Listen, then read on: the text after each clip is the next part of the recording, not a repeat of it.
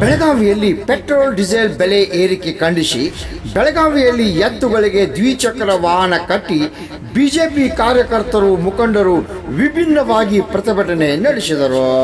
ರಾಜ್ಯ ಸರ್ಕಾರದ ವಿರುದ್ಧ ಆಕ್ರೋಶ ವ್ಯಕ್ತಪಡಿಸಿದರು.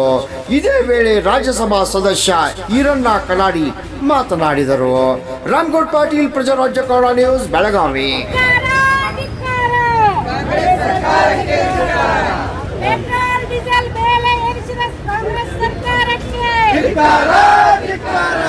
ಸರ್ಕಾರ ಅಧಿಕಾರಕ್ಕೆ ಬಂದ ನಂತರ ಬಹುಶಃ ಜನರ ಜೀವನಕ್ಕೆ ಬರೆ ಎಳಿತಕ್ಕಂಥ ಕೆಲಸವನ್ನ, ಜನರ ಜೇಬಿಗೆ ಕತ್ತರಿ ಹಾಕ್ತಕ್ಕಂಥ ಕೆಲಸವನ್ನ ಇವತ್ತು ಅವ್ರು ಮಾಡ್ತಾ ಇದ್ದಾರೆ. ಅದರಲ್ಲಿ ವಿಶೇಷವಾಗಿ ಇವತ್ತು ಪೆಟ್ರೋಲ್ ಮತ್ತು ಡೀಸೆಲ್ ದರವನ್ನ ಇವತ್ತು ಅವ್ರು ಹೆಚ್ಚು ಮಾಡಿದ್ದಾರೆ. ಅವರು ಮಾರಾಟ ತೆರಿಗೆಯನ್ನ ಒಂದು 26% 30% ಪೆಟ್ರೋಲ್ಗೆ ಮತ್ತು ಡೀಸೆಲ್ ತೆರಿಗೆಯನ್ನು 14% 18% ಹೆಚ್ಚು ಮಾಡೋದ್ರ ಮುಖಾಂತರ ಪ್ರತಿ ಲೀಟರ್ಗೆ 3 ರಿಂದ 3 ರೂಪಾಯಿ 50 ಪೈಸೆಯಷ್ಟು ದರವನ್ನು ಇವತ್ತು ಅವ್ರು ಹೆಚ್ಚು ಮಾಡಿದ್ದಾರೆ. ಅವ್ರು ಕೇಳ್ತಾ ಇದ್ದಾರೆ ಕೇಂದ್ರ ಸರ್ಕಾರ ಕಡಿಮೆ ಮಾಡಲಿ ಅಂತೇಳಿ.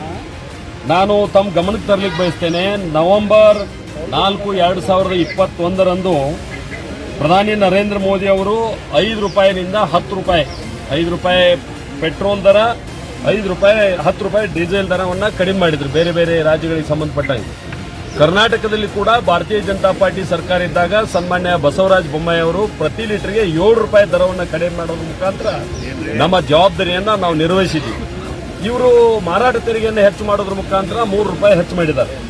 ಅದರ ಜೊತೆಗೆ ಈ ವಿದ್ಯುತ್ ದರ ಏರಿಕೆ ಏನು MSME ಸೆಕ್ಟರ್ ಅಂತ ಹೇಳ್ತೀವಿ, ಅದಕ್ಕೂ ಕೂಡ ದರವನ್ನು ಅವರು ಹೆಚ್ಚು ಮಾಡಿದ್ದಾರೆ.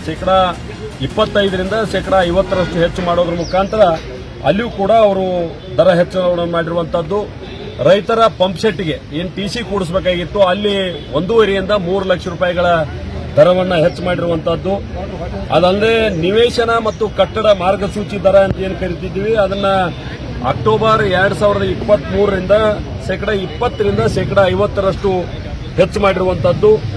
ರೈತರ ವಾಟ್ನಿ ಪತ್ರ ಇರಬಹುದು ಅದನ್ನ 250 ರಿಂದ 1,000 ರೂಪಾಯಿ ಹೆಚ್ಚು ಮಾಡಿದ್ದಾರೆ. ಈ ಅಗ್ರಿಮೆಂಟ್ ಬಾಂಡ್ ಅಂತ ಹೇಳ್ತೀವಿ, ಇಂಡಿಮೆಂಟಿ ಬಾಂಡ್ ಅಂತ ಏನು ಹೇಳ್ತೀವಿ, ಅಥವಾ ಬ್ಯಾಂಕ್ ಗ್ಯಾರಂಟಿ ಅಂತ ಏನು ಹೇಳ್ತೀವಿ, ಅದಕ್ಕೆ 200 ಇತ್ತು, ಅದನ್ನ 500 ರೂಪಾಯಿ ಮಾಡಿದ್ದಾರೆ. ಹೈಪೋಥಿಕೇಶನ್ ಅಗ್ರಿಮೆಂಟ್ 10 ಲಕ್ಷ ರೂಪಾಯಿವರೆಗೆ ಮೊದಲ 0.1% ಇತ್ತು, ಈಗ ಅದನ್ನ 0% 5 ವರೆಗೆ ಮಾಡಿದ್ದಾರೆ. ಮತ್ತು ಜನರಲ್ ಪವರ್ ಆಫ್ ಅಟಾರ್ನಿ 200 ರಿಂದ 1,000 ರೂಪಾಯಿ, ಸ್ಪೆಷಲ್ ಪವರ್ ಆಫ್ ಅಟಾರ್ನಿ 100 ರಿಂದ 500 ರೂಪಾಯಿ, ಲೇಟ್ ಆಫ್ ಗ್ಯಾರಂಟಿ ಅದು 200 ರಿಂದ ಲೆಟರ್ ಆಫ್ ಗ್ಯಾರಂಟಿ 200 ರಿಂದ 500 ರೂಪಾಯಿ, ಅಫಿಡೇವಿಟ್ 20 ರೂಪಾಯಿ ಇತ್ತು, ಅದನ್ನು 100 ರೂಪಾಯಿ. ಮತ್ತು ಟ್ರೈಪಾರ್ಟಿ ಅಗ್ರಿಮೆಂಟ್ ಅಂತ ಏನು ಮಾಡ್ತಿದ್ದೀವಿ, ಕಟ್ಟಡ ಮಾಲೀಕ ಮತ್ತು ಖರೀದಿ ಮಾಡವ ಮತ್ತು ಬ್ಯಾಂಕ್ ನಡುವೆ ಅದು 500 ಇತ್ತು, ಅದನ್ನು 1500 ರೂಪಾಯಿ ಮಾಡಿದ್ದಾರೆ. ಮತ್ತು ವಾಣಿಜ್ಯ ಕಟ್ಟಡಗಳು ಮತ್ತು ಮನೆ ಖರೀದಿ ಮಾಡುವಂತದ್ದು ಸ್ಕ್ವೇರ್ ಮೀಟರ್ಗೆ 1,000 ರೂಪಾಯಿ ಇತ್ತು, ಅದನ್ನು 5,000 ರೂಪಾಯಿ ಹೆಚ್ಚು ಮಾಡಿದ್ದಾರೆ. ಈ ರೀತಿ ಮತ್ತು ಹಾಲಿನ ದರ ಜನಸಾಮಾನ್ಯರು ಉಪಯೋಗ ಮಾಡುವಂತಹ ಹಾಲು ಮೊದಲು 39 ರೂಪಾಯಿ ಇತ್ತು, ಈಗ ಅದನ್ನು 42 ರೂಪಾಯಿ ಮಾಡಿದ್ದಾರೆ. ಅದಲ್ಲ ಬಿತ್ತನೆ ಬೀಜ, ರೈತರು ಉಪಯೋಗ ಮಾಡತಕ್ಕಂಥ ಬಿತ್ತನೆ ಬೀಜ 30% ದರ ಹೆಚ್ಚು ಮಾಡಿದ್ದಾರೆ. ಈ ರೀತಿ ರೈತರ ಬದುಕಿಗೆ ಬೇಕಾದಂತ ಅನೇಕ ವಿಷಯಗಳಲ್ಲಿ ದರ ಹೆಚ್ಚಳ ಮಾಡೋದ್ರ ಮುಖಾಂತರ ಇವತ್ತಿನ ಕಾಂಗ್ರೆಸ್ ಸರ್ಕಾರ ಒಂದು ಜನಸಾಮಾನ್ಯರ ಜೇಬಿಗೆ ಕತ್ತರಿ ಹಾಕತಕ್ಕಂಥ ಕೆಲಸವನ್ನ ಅವ್ರು ಮಾಡಿದ್ದಾರೆ.